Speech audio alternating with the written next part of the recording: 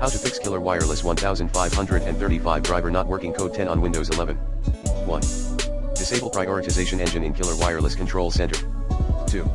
Select a different driver for your network adapter via Device Manager. 3.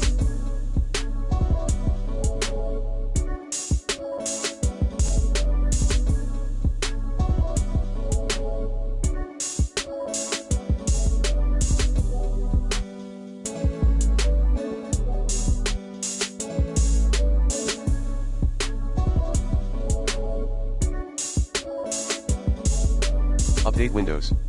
4. Update wireless drivers using the recommended Avast driver updater in this video guide. 5. Disable Killer Wireless Control Center from running with your system via Task Manager. 6. Use Ethernet cable to connect to the internet. 7.